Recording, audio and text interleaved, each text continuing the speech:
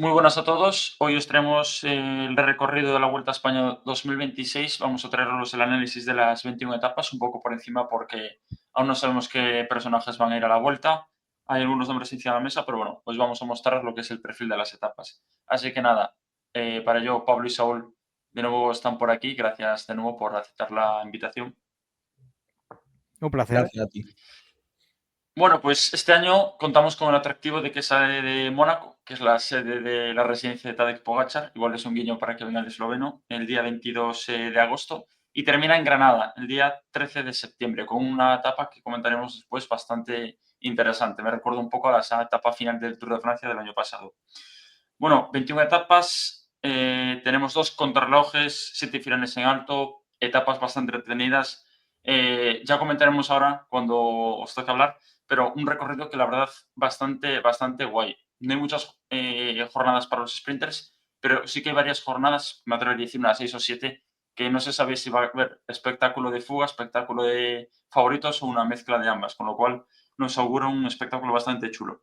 Bueno, la etapa 1 es una contrarreloj, es un prólogo de 9 kilómetros por Mónaco, un prólogo prácticamente llano, un prólogo bastante rápido, donde yo creo que vamos a ver el primer líder de la Vuelta a España, y para ello, antes de que me olvide, voy a compartir la pantalla para que podáis ver el perfil.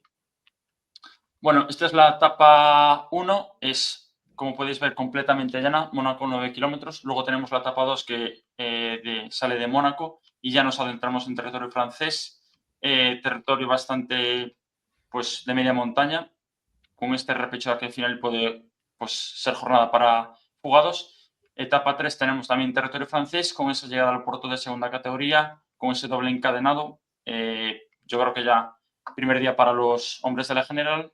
Y tenemos la etapa 4, que tenemos Andorra la Vella, con estos 4 puertos. A diferencia de otros años, no acaba arriba, sino que acaba en un descenso, pero como así puede ser un día muy importante para los hombres de la general. Sí, yo creo que este primer bloque no está mal tirado del todo, porque al final tenemos primero un prólogo, que siempre Saúl y yo creo que somos hasta pesados, ¿no? Reivindicando que un prólogo de inicio de gran vuelta suele funcionar mucho mejor para generar diferencia, también para el tema seguridad, ¿no? Con una etapa llana en la que con la fuerza intacta suele haber caídas en los kilómetros de sprint. Y yo creo que es interesante. Tiene pinta de ser muy técnica por la ciudad. Tampoco creo que haya diferencias notables, pero bueno, no está mal empezar así. Y luego, segunda etapa clara de sprint, picando hacia arriba un poco, larga. Hay más del nivel de lo que parece, pero más que nada a base de trampitas y pequeños repechos. Pero yo espero un sprint reducido. Y la chicha, digamos, ¿no? De este primer bloque estaría en la tercera y la cuarta etapa. A mí la tercera sería una etapa que más adelante no me gustaría nada, ¿no? Pero a mí como tercer día no me parece tan mal, una especie de unipuerto doble encadenado con subidas extendidas, pero largas, que yo creo que veremos pues el típico sprint de 15, 20 favoritos. Y luego ya la cuarta etapa en Andorra, un clásico un poco, ¿no? Hacer una etapa así corta en Andorra, recuerdo que se ha hecho en alguna edición, una que diseñó una vez en su momento Purito. Luego la de 2019 también con la primera victoria de Pogačar en una gran vuelta que fue ahí bajo la lluvia, con caídas este rato. Esta, no sé si es tan espectacular, no parece, pero es verdad que es el formato corto que la gente muchas veces critica. A mí una así en cada gran vuelta no me parece mal. Y además esta tiene la peculiaridad de que efectivamente no acaba arriba y acaba en descenso, y además ni siquiera las últimas subidas la más dura. Entonces, si hay que ver ataque y movimiento en la parte más dura, tienen que ser desde lejos. Veremos. Igual es verdad que es muy pronto, ¿no? Pero algún corredor seguro que descarta. Yo creo que este es un inicio de vuelta con buen pie, a mi juicio. En líneas generales ya tengo que decir que este recorrido de la vuelta me ha gustado más de lo que esperaba. A ver, mis expectativas con los recorridos de la vuelta generalmente no son muy altas en los últimos años. Entonces, claro, no parto de un estándar demasiado elevado, pero independientemente de eso, veo cosas que me gustan en general en la Vuelta a España, y algunas de estas cosas ya se manifiestan desde el principio. Creo que en este primer bloque hay cosas como el empezar con, bueno, prólogo, primera etapa, como se quiera llamar, me da igual. La cuestión es que es una contrarreloj individual corta, ¿no? Como ha dicho Pablo, yo también soy bastante fan de esto. Me gusta que las grandes vueltas empiecen con una pequeña contrarreloj individual, no mini cronos por equipos, que a la Vuelta a España le gustan mucho. Eso no, personalmente no me va, sobre todo si son técnicas, porque para mí se pierde la esencia de una crono por equipos. Pero bueno, siendo individual sí que parece que va a ser técnica, pero siendo individual no me parece mal que sea algo técnica, y lo veo bien. Y después las etapas no están mal tiradas, la verdad. Creo que la siguiente tiene algo de chicha, que quizá ya anime un poquito a que se mueva gente. Es una etapa larga, para empezar, y sobre todo dentro de lo que es la Vuelta a España, 215 kilómetros para ir arrancando no está mal. Quebrada, ojalá sea animada, ¿no? Yo creo que puede tener algo más que 2 o 3 corredores que busquen la fuga, teniendo en cuenta el recorrido, aunque yo espero también un sprint, algo reducido. No van a estar todos los sprinters, pero creo que será un sprint con gente, pues ya podéis imaginar, del perfil Pedersen o quien esté, ¿no? Pero corredores de ese tipo. Y luego nos metemos ya en la montaña directamente, que, bueno, esto es prácticamente un unipuerto porque el descenso es casi inexistente, pero coincido con Pablo, no me parece mal arrancar de esta manera, en una gran vuelta, ya como primer contacto con la montaña. Y después, la etapa de Andorra está muy bien tirada en cuanto a recorrido, es un recorrido muy atractivo, también por eso precisamente, ¿no? Porque y además esto es una de las cosas que la Vuelta ha corregido un poco en esta edición, y creo que esta etapa lo representa bien. No se abusa tanto en esta Vuelta a España ni de los finales en alto, ni de que lo más duro esté siempre al final, sino que han metido un poco más de variedad, para mí muy bienvenida en este sentido, ¿no? Aquí veis que no termina en alto, y además que ni siquiera el último puerto es el más duro. Recorrido bastante atractivo, no sé hasta qué punto se aprovechará a estas alturas de la Vuelta. Muy cortita, pero yo entiendo que tampoco quisieran meter un etapón de gran fondo a estas alturas de la Vuelta a España. Así que un inicio de aprobado más que sobrado para mi gusto, y tengo que decir que este primer bloque me parece bastante positivo. Luego ya pasamos al Mediterráneo, nos venimos a la zona de la costa de Valencia. Tenemos aquí etapa 5, etapa bastante llana, salvo hay un repecho, pero bastante lejos de meta. Me espero ahí un sprint, teniendo en cuenta que es una de las pocas oportunidades que tienen los sprinters en esta edición de la Vuelta. Luego tenemos la etapa 6, que es una etapa ya de media montaña, por así decirlo. Tenemos aquí 4 puertos. El puerto del Bartolo con este tramo de tierra, que yo creo que eso es algo bastante interesante. Ya vemos que el Rato está muy bien recibido por parte de los aficionados, por parte de los ciclistas no tan bien. Y aquí unos kilómetros en medio del puerto donde pues, veremos a ver qué tal se adaptan los corredores. Me imagino aquí una llegada de un pequeño grupito de favoritos que se juega la victoria del sprint, teniendo en cuenta con estos 20 kilómetros de descenso. Luego tenemos la etapa 7, que tenemos otro final en alto, un final en alto, pero no un unipuerto como tanto criticábamos en vídeos anteriores, sino que tenemos 4 puertos antes, y aunque no son puertos de extremada dureza, son puertos que al final van acumulando desde casi el inicio, y donde vemos una etapa ascendente casi desde el kilómetro 20. Y para terminar con estas 4 etapas, tenemos la llegada a etapa 8, la etapa Seraco, etapa que me recuerda a alguna que se hizo en años anteriores en el puerto de Barx, pero que bueno, me espero aquí que pueda llegar a una pequeña fuga, aunque veremos si los sprinters van a tratar de controlar la etapa con este puerto. Veremos lo que puede pasar. No espero una fuga o una victoria en el sprint.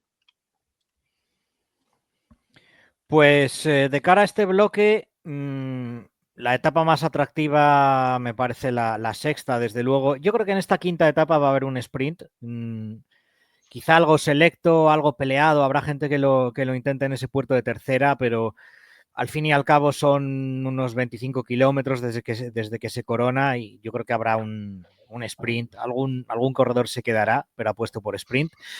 La sexta, como digo, me parece bastante atractiva, y de nuevo la Vuelta vuelve a apostar en esta edición por una etapa dura, sin final en alto, con descenso y con un poquito de tramo llano después, que yo creo que es bastante atractivo. Especialmente porque ese tramo de tierra también es la parte con más pendiente del puerto y puede seleccionar. Igual vemos persecuciones bastante bonitas, tanto en el descenso como en los kilómetros llanos finales, teniendo en cuenta que hay algo de dureza previa. Me parece una etapa muy bien tirada. Está con el final en Castellón y no creo que vaya a ser muy decisiva, pero sí me parece atractiva. Luego tenemos, yo definiría la siguiente con final en Valdelinares como una típica etapa vuelta de Unipublic, porque sí que es verdad que hay dureza previa, lo cual está bien, pero ya veis que la etapa va increciendo, ¿no? Y además ganando cada vez más altitud hacia el final y el puerto más duro es el último. Entonces lo normal es que se decida todo en los últimos kilómetros, pero sí que se va a llegar con algo de desgaste, lo cual tampoco está mal. Y Valdelinares está casi a 2.000 metros de altitud, así que puede que haya algo de selección y no simplemente un sprint entre los favoritos de la general. Y la última etapa del bloque me parece muy similar a la primera. O sea, esta octava y la quinta las veo más o menos tiradas por el mismo patrón. Este puerto de Barx lo recuerdo sobre todo de la Semana Valenciana, esa carrera femenina que suele disputar en febrero, que siempre hacen una etapa subiendo Barx, bajando y meta, y ha habido desenlaces para todos los tipos, desde sprints selectos hasta victorias en solitario de alguna favorita o llegar 3 o 4 corredoras. Yo creo que aquí en la Vuelta a España esto va a ser para un sprint selecto. Barks no es muy duro, son rampas de 5 o 6%. Si se marca mucho ritmo desde abajo se pueden quedar corredores, pero vamos, que yo lo veo para un sprint de 50 o 60, al menos. Creo que será la resolución. Sí, yo concuerdo en que de este bloque quizá la etapa 6 es la mejor tirada con diferencia. Yo tengo bastante ganas de esta etapa porque también es un reflejo, ¿no? Bueno, también lo habéis comentado, ¿no? Que esta vuelta yo también estoy de acuerdo con que se ha buscado más variedad. Y otros años, llegando a Castellón, quizá hubiesen subido el alto del desierto de Las Palmas, que es como quedarse más o menos a la mitad de la subida antes del tramo de tierra y poco más. Y al final sería otra tercera etapa de un sprint de 50-60 en este bloque. Y sin embargo, han buscado dureza antes y sobre todo este puerto del Bartolo, que promete ser bastante espectacular. A ver, tampoco creo que haya grandes diferencias ni, bueno, salvo que alguien se la juegue también luego cuesta abajo, pero me parece una etapa interesante y bastante bonita. La 5 sí que, y la 8, yo espero un sprint básicamente, no masivo, pero casi, porque además el tipo de sprinter que vienen a la vuelta suelen pasar estos puertos bien. Sí que es verdad que luego Valdelinares es a mí una subida que me da un poco, yo digamos, un poco de pereza, no me parece lo más bonito de la vuelta, pero bueno, teniendo en cuenta que ha habido etapas bastante interesantes y que tampoco es un unipuerto tal cual, como otras veces, como otras etapas así de Unipublic, ¿no? Pues bueno, la compro más o menos. Y la 8 pues casi un calco de la quinta, pero yo creo que, como ya ha explicado más Saúl, este perfil da un pelín más de juego, la subida está más o menos cerca, es un pelín más dura. Bueno, es verdad que son rampas un poco, ¿no? Tipo call de Rates, así ahora que está tan de moda otra vez por el récord de Pogacar en esa subida así de 5 o 6%. Pero alguna etapa reciente así de la vuelta ha acabado luego en un sprint incluso de 30, 40, porque se ha subido mucho. Yo recuerdo, creo que la última de Rolly de 2024 ganó Van Aert una subida, una etapa así, porque se aceleró muchísimo en el puerto que había de segunda y al final solo estuvieron 20 y tantos, 30. O sea que puede que se seleccione más de lo que parece. Bueno, pasando a las siguientes etapas, tenemos la etapa 9 con el Alto de Aitana. Tenemos ahí 5 puertos antes de la subida final. El Alto de Aitana son unos 21 kilómetros. Es un puerto que no es extremadamente duro. Creo que rampas máximas en torno al 9%, con lo cual, si se quiere hacer daño, hay que darle caña desde antes, que veremos lo que proponen los ciclistas, porque igual también es un buen día para que los fugados lo intenten. Tenemos aquí la jornada de descanso importante, con lo cual es un día clave. Luego tenemos la etapa 10, que es un terreno escarpado que invita a las fugas. Se me antoja difícil que llegue un sprint teniendo en cuenta la cantidad de repechos y de dificultades en cuanto a la orografía de la etapa. Tenemos la etapa 11, que se llega a Lorca. Esta sí que es claramente al sprint porque, bueno, ojo que no haya abanicos, porque por la zona hasta de Murcia no descarto que algún sustillo pueda dar en el pelotón. Ojalá que sí, porque yo creo que sería una de las etapas más espectaculares para los aficionados. Y luego tenemos la etapa 12, que es llegada a Calar Alto, como, bueno, es esta que tenéis aquí. Tenemos el Alto de Belefique, que se sube antes, que esto es importante. Yo creo que va a marcar pues lo que pueda ocurrir en la última subida. Y bueno, Calar Alto son 32 kilómetros al 4%, es un puerto muy largo, son las subidas yo creo que en torno a la hora, un puerto ya para escaladores puros. No es extremadamente duro, con lo cual si se quiere hacer daño y si se quiere pues luego pagar el esfuerzo en Calar Alto, pues en Belefique habría que acelerar la marcha. Sí, nos llega así como el primer bloque importante de la carrera. A mí esta etapa de Aitana me gusta bastante. Es verdad que la gente que vuelve a quejarse del recorrido de la Vuelta, yo soy bastante crítico, pero yo admito que este año me ha gustado bastante en comparación a otros y tampoco quiero meterle palo gratuito, ¿no? Porque al final dicen que son como muchos unipuertos camuflados, que no son como otras veces, pero claro, porque el puerto duro está al final, por ejemplo, en este tipo de etapa. Pero bueno, a ver, tampoco hay que ser, digamos, críticos por ese, porque la etapa está bien tirada. Es verdad que a nivel de acción entre los favoritos va a quedar la cosa seguramente al último puerto, por cómo son las subidas previas y lo lejos que están, ¿no?, de Alto de Aitana, pero yo prefiero dentro de una etapa unipuerto, entre comillas, que haya muchísima dureza antes y lleguen muy cascados y se pueda hacer diferencia a una etapa totalmente llana y luego una última subida, ¿no? O sea, me recuerda un poco, igual no es tan larga, pero me recuerda a la que comentamos del Giro del Blockhouse, que al final la última subida era claramente la determinante, pero el terreno pestoso de antes daba pie para mucha dureza y sobre todo, igual que en esta, por ejemplo, que haya una fuga. Y no es la primera vez que en la Vuelta se filtra. Por ejemplo, Kuss ganó la Vuelta a España gracias a una etapa similar que acababa en Jabalambre, pero que tenía como mucho terreno pestoso antes y sin puertos. Y esto puede pasar de nuevo, conociendo la Vuelta y los equipos cómo se la juegan. Ya si quieres, Saúl, tú seguir comentando el resto porque tampoco quiero acaparar todo el bloque. Sí, vale. Mira, tú has dicho Kuss y a mí me venía O'Connor a la mente Yo también.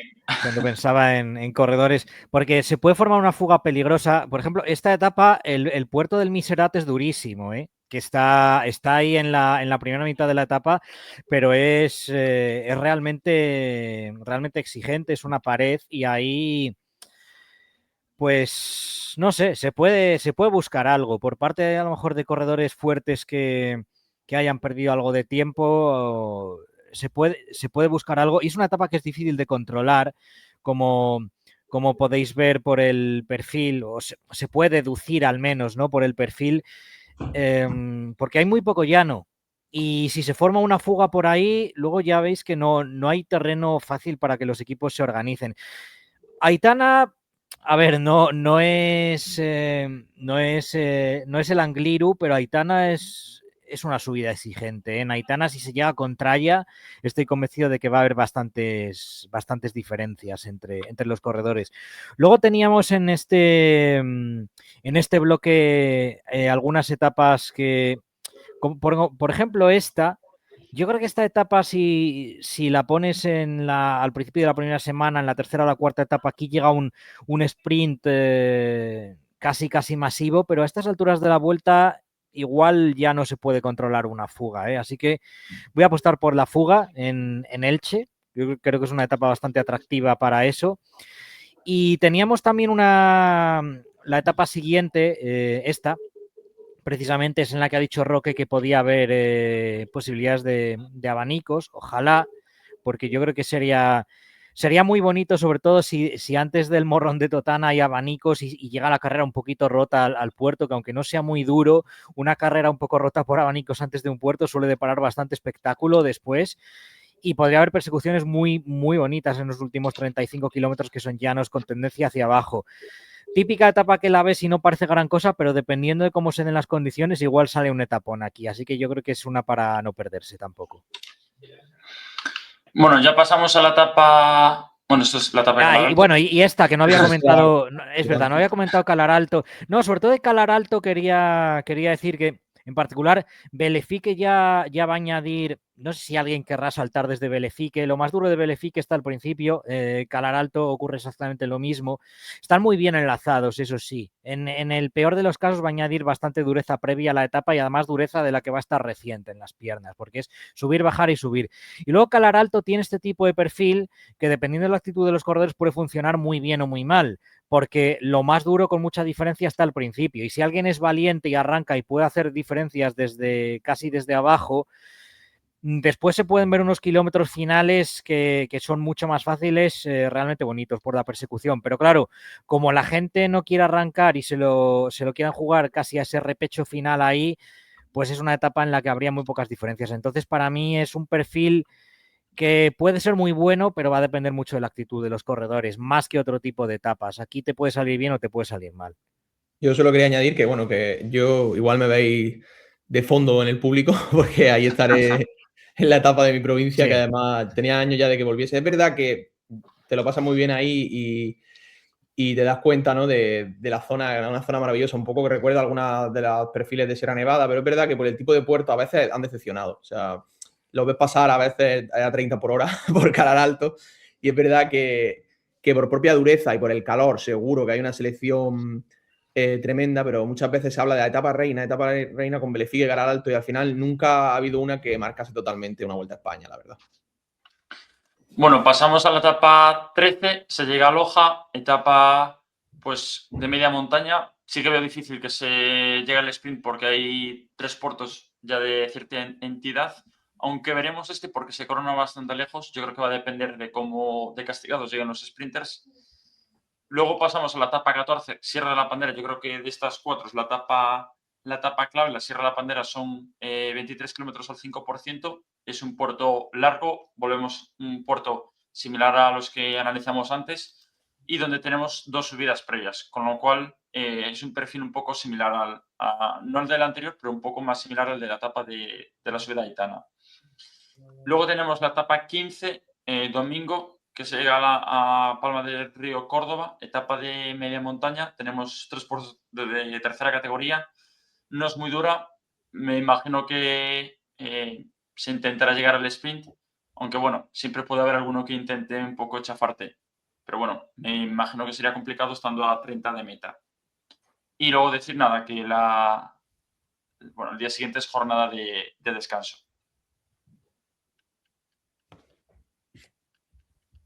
Pablo, creo que te toca a ti. No, toca a ti, creo, pero. Sí, vale, pues venga. Pero bueno, da igual. Como estamos haciendo un poquito así dinámico, tampoco. Vale, arranco yo entonces. A ver, aquí hay un poquito de todo en este bloque. Esta etapa de Lojar, que por cierto sale en la localidad natal de Carlos Rodríguez, al que le deseamos una buena temporada 2026 después de todos los infortunios de 2025. Esto para mí sí que es fuga sí o sí, sobre todo por el inicio. Esta es una etapa que ahora mismo desconozco totalmente si se va a ver completa o no, porque en la Vuelta a España hay muchas etapas que no tienen retransmisión completa, pero esta sería una etapa en la que estaría muy bien poder ver el inicio. Yo creo que la primera mitad de la etapa va a ser muy bonita y con una lucha feroz por la escapada. Atractiva, y yo apuesto por fuga sí o sí, no veo otra opción.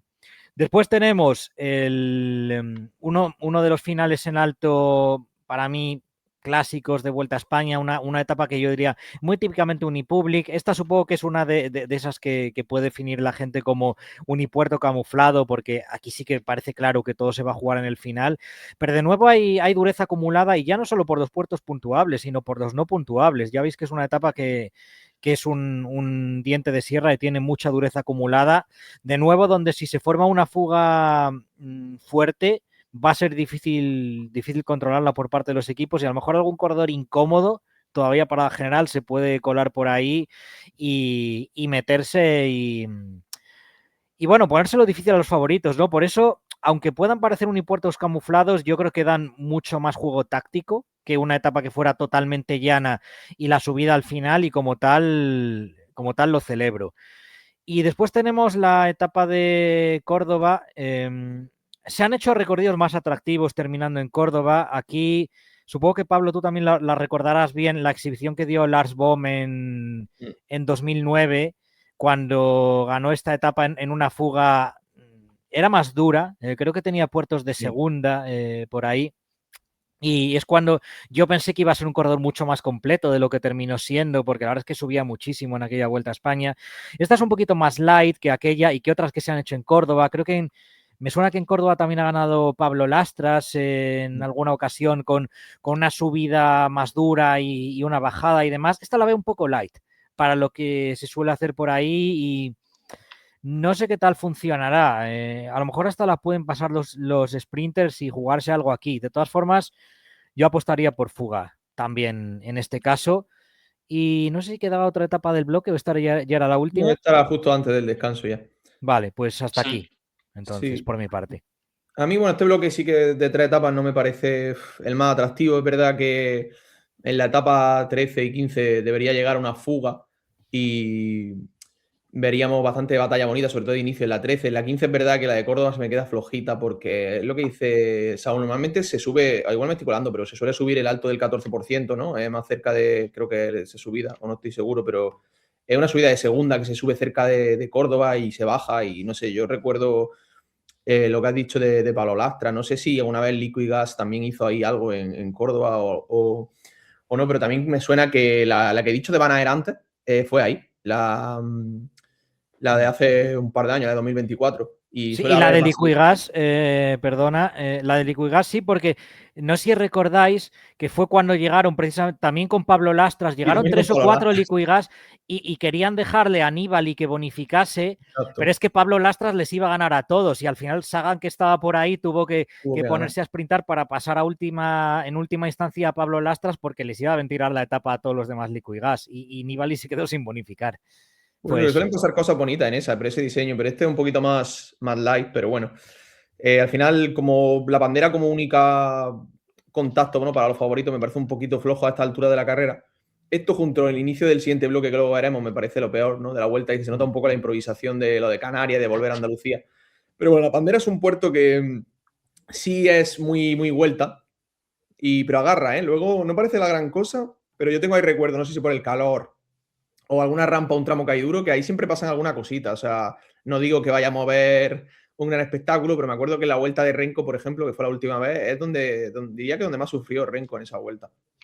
Sí, la Pandera 3-4 kilómetros de meta agarra mucho, ¿eh? Tiene por ahí un tramo que No avanza. sí que puede marcar diferencia. y tiene al final un tramo, una rampa el 17, casi al final de todo. Sí, Con tiene lo como cual, una si llegan bajadita y luego ahí, la rampa final. sí, están mirando justo aquí el puerto, tiene como el kilómetro 20, o sea, 3 el final, tiene rampa del entorno al 16, luego baja un poco y luego al final de todo, si llega un grupito de 3, pues si tienes una rampa al 17, que eso para un Pogačar o alguien que tenga así un poco de dinamita en las piernas para llevarte la etapa.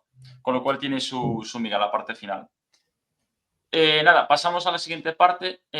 Bueno, sí, aquí. Tenemos luego la última jornada de descanso y se llega a Palos de la Frontera. Bueno, jornada para sprinters, salvo que haya un abanico o algo así por el estilo. Luego tenemos la etapa 17, etapa otra más para los sprinters. Estas ya son claras, yo creo que poco más hay que comentar. Y luego llegamos a la etapa 18, que esta es importante, Jerez de la Frontera, 32 kilómetros, crono individual. Con lo cual, esta yo creo que es otro de los días claves en la Vuelta a España. Vemos que es un perfil casi llano, un par de repechos y donde aquí las diferencias van a ser importantes. Más allá de la distancia, que ya es considerable, llegando allá a la etapa 18, las fuerzas van a estar bastante justillas y alguno igual le cae bastante tiempo. Luego teníamos la etapa 19, llegamos a Peñas Blancas, 205 kilómetros, que para ser etapa 19 ya son bastantes kilómetros. Tenemos puerto de segunda, puerto de tercera, otro puerto tercero y luego ya Peñas Blancas, puerto bastante duro. Luego tenemos la etapa 20, que yo creo que ya os iba a preguntar al final de todo, pero yo creo que es la etapa reina de esta edición, con este encadenado, con este final en puerto de categoría especial. Collado del Alguacil, tenemos antes 3 puertos de primera categoría y más teniendo en cuenta el calor que va a hacer, va a ser, yo creo que una etapa pues que va a dejar a todos totalmente pues exhaustos. Y ya para terminar, y ya cerramos el vídeo con esta etapa, tenemos este final de etapa que va a ser en Granada, con esta subida que se sube un total de 5 ocasiones. Un recorrido bastante diferente, bastante guay, mucho mejor que este clásico sprint de Madrid, con lo cual es un cierre de vuelta diferente y yo creo que todos los aficionados lo van a agradecer.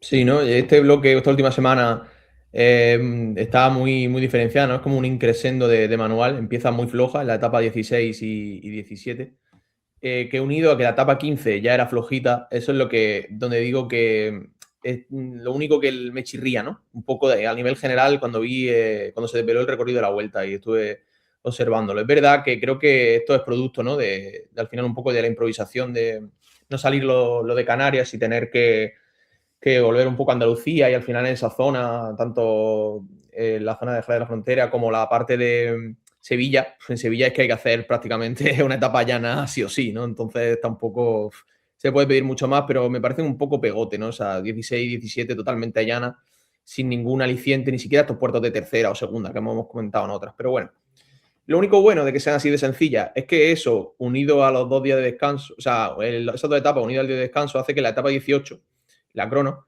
se llegue casi como si fuese la segunda semana con menos desgaste, ¿no? Y veamos no tanto una lucha de supervivencia como una crono de tercera gran vuelta, sino una crono más para especialistas y con las piernas algo descansadas, ¿no? A mí, bueno, no me parece mal. Es verdad que también es porque ya tenemos la cabeza comida con la reducción de kilómetros de contrarreloj y aceptamos cualquier cosa como algo bueno. Pero es que yo me temía mucho menos todavía. Me temía como una típica crono así vuelta de 24, 23, 25 kilómetros, ¿no? Que suelen rondar mucho. Y 32 me pareció, bueno, una sorpresa levemente positiva. O sea, no me parece mal. Ya pasando a la 19, sí que es una etapa buena, porque diría que antes de la etapa reina no hay que meter otro etapón totalmente de 5.000 o 6 metros de nivel, y además tampoco es un unipuerto, porque al final otras veces ha llegado a Peñas Blancas totalmente con 150 corredores y cero desgaste antes, y aquí sí se ha buscado un poco de filtro con 3 puertos así de media montaña y encima 205 kilómetros. A mí no me parece mal. Sí que es verdad que yo creo que no va a pasar nada hasta el final de Peñas Blancas, pero bueno, como primera etapa de las dos que decidirá la carrera no me parece mal. Y ya la etapa reina, pues no un tético, ¿no? Etapón ahí en Granada, y es verdad que subida súper dura, exigencia con el calor, bajada, este estreno, ¿no? Del Collado del Alguacil, que quizá tira un poco para atrás, ¿no? Que sea demasiado duro y por eso los otros puertos solo sirvan de filtro, salvo que alguien se líe la manta a la cabeza y quiera darle vuelta totalmente a la vuelta, valga la redundancia. Pero yo creo que no, que a pesar de este tapón, me acuerdo que la de Picón Blanco de las vueltas 2024 también tenía 5.000 o 6.000 metros del nivel y se dijo como, guau, puede darle la vuelta. No, al final yo creo que a esta altura de la carrera estará decidida la carrera, sinceramente. Puede haber una lucha por el podio, o que baile el segundo o tercer puesto, pero yo creo que el ganador de la vuelta, salvo desgracia, aquí llegará ya con cierta renta porque ha habido dureza previa. Bueno, veremos. Desde luego, yo también coincido en que esta última semana de la vuelta empieza flojita y acaba fuerte. A ver, una de esas dos primeras etapas, me refiero a la 16ª y 17ª, una de las dos lo vería bien. Las dos es donde me sobra, ¿no? Me sobra una de las dos. Pero bueno, quizá, como dices, le dé un poco más de importancia así a la contrarreloj, con los especialistas llegando algo más descansados a la misma y pudiendo marcar ciertas diferencias. En ese sentido lo veo bien, que la contrarreloj esté antes del bloque final de montaña y no al revés. Creo que puede funcionar mejor de esta manera.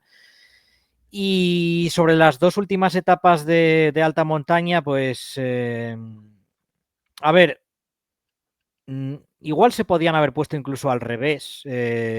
Vamos, quiero decir, hipotéticamente, en mi mente, que podría funcionar mejor el tener la gran super etapa, la aparentemente etapa reina, como la primera de las dos, y ya la otra como colofón, pero tampoco tiene por qué funcionar mal de esta manera. Las dos son etapas con dureza previa, evidentemente mucho más la segunda de ellas que esta que estamos viendo ahora, que la primera. En esta veo bastante claro que todo se va a jugar en Peñas Blancas.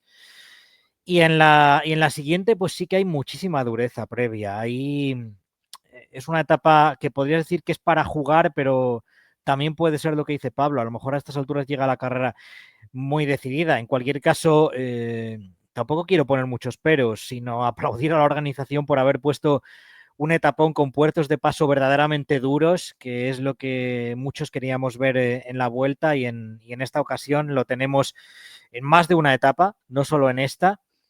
Puede ser que todo se decida en el collado del Alguacil, que efectivamente es muy duro y a lo mejor da un poco de miedo a moverse desde lejos, pero que en cualquier caso por dureza previa no va a ser. Hay más que suficiente para hacer daño, para jugar un poco con la táctica, descensos, algún tramo hay un poco llanito entre puerto y puerto también, que si cuelas a un gregario puede servir para algo. Y un kilometraje no excesivo, pero bastante decente también, ya con 187 kilómetros. Y decir que me gusta también la última etapa, la veo un poco a imagen y semejanza de la propuesta reciente del Tour, con lo de París y meter la ascensión a Montmartre. Y puede dar un juego bastante bonito. Yo creo que es una etapa final en la que al menos el último tercio de la misma valdrá mucho la pena ver. Y nada, simplemente dar 2 detalles. La subida de Collado del Alguacil, si se contabiliza desde abajo, son casi 17 kilómetros al 7%, pero si cogemos la parte final son 8 kilómetros al 10%. Con lo cual, mires por donde lo mires, si quieres atacar desde lejos, hay que tener mente muy fría porque se te va a hacer muy largo. Va a ser un portazo al final. Aunque le saques la parte inicial, luego son 8 kilómetros al 10% y con kilometraje que decía Saúl, que no es poco, porque suelen ser etapas que más bien serían en torno a 130, 140. Aquí estamos llegando a 190, con lo cual es una etapa de mucho desgaste. Y aparte por el calor que Pablo bien lo conocerá, el calor de por allí. Y luego decir que la última etapa son 100 kilómetros, que yo creo que eso es algo bastante guay, que va a hacer que sea mucho más dinámica y que nos asegure un buen espectáculo. Así que nada, si queréis para clausurar el vídeo, podemos citar algunos nombres que andan así un poco por el aire, porque Pogačar estaba entre dudas, que no creo que venga. Estaba el tema de los Bora, que creo que va Pellizzari y va a ir Primo Roglic. Temo Movistar posiblemente vaya a Utebrooks.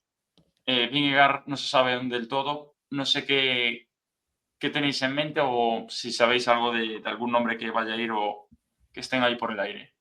Pues yo creo, bueno, está Roglic, ¿no? Confirmado como única gran vuelta en principio del año y irá a tope por ella. Sí que es verdad que debe subir el nivel respecto a 2025, ¿no? Pero es verdad que la vuelta siempre le va bien. Esta quizá es más dura que alguna que ha ganado, pero también ha ganado vueltas duras como las de 2021. O sea que yo creo que si recupera su nivel podría estar en la pelea, pero el otro quizá nombre así a priori propio sería el de Almeida, que en principio sería quien lidera UAE, y yo creo que la carrera le va bastante bien. Sí que es verdad que hace giro-vuelta y no suele doblar en la vuelta como en el Giro o incluso en el Tour, suele tener más problemas. Pero bueno, ya ha sido segundo este año y querrá resarcirse. Y seguro que meten algún 3 o 4 corredores más de UAE que pueden aspirar a la general. Conociéndole yo, no creo que venga Pogačar en principio, pero tampoco es descartable, ¿no? Que al final alguna vez cambie de opinión y si la haga. Sí que es verdad que yo creo que el Tour, si lo acaba fundido y luego quiere el Mundial, no es la vuelta más sencilla. No es lo mismo doblar con la vuelta de 2025 que ha hecho Vingegaard, que era bastante floja, como decirlo sin eufemismo, que esta que es dura, ¿eh? O sea, dura y encima en zona de mucho calor siempre en mitad baja peninsular. No sé, yo no sé si acabará ahí. Y luego Enric Mas creo que también corre, ¿no? Hace giro vuelta, pues en la vuelta veremos si sale su mejor versión, como siempre. Encima en el calor, que a él le va fenomenal esta etapa de calor y también le beneficia que haya más puertos en la mayoría de etapas, yo creo. Suele rendir más en estas etapas tipo la de Calaralto, el Efique, un poco las de Granada. Pero suele venir tras el Tour. No sabemos cómo le sentarán dos picos de forma, uno en el Giro y otro en la Vuelta. Pero bueno, esos son a priori los nombres que yo creo que están más confirmados. Luego que obviamente Bora también meterá a Pellizzari, algún ciclista más de nivel. Pero lo demás yo no sé nada, al menos en Visma no se ha dicho nada todavía. No, yo tampoco. Y bueno, si al final Vingegaard hace eso del Giro que se comentaba, que bueno, ya veremos, yo creo que haría Giro y Tour, ¿no? No creo que Vingegaard vaya a hacer el Giro y Vuelta, desde luego. Y también sobre lo de como para un corredor como Pogačar, si quiere ir al Mundial, que evidentemente querrá ir al Mundial y tratar de conseguir 3 consecutivos, como hizo Sagan, igualar a los Sagan, Freire, Merckx y compañía con 3 mundiales. También hay que tener en cuenta que el mundial, al ser en Canadá, hay un viaje largo, hay un cambio horario y todo complica todavía más las cosas, si lo quieres doblar con la Vuelta a España, especialmente si vienes del Tour. O sea, Tour, Vuelta más Mundial lo veo dificilísimo en esta ocasión. Por eso no veo probable, salvo cambio forzado de última hora, que esté Tadej Pogačar en esta ocasión. Respecto al nivel de Roglic, bueno, y tampoco tú lo sabes mejor que nadie, Pablo, que decías, tiene que subir el nivel respecto a 2025.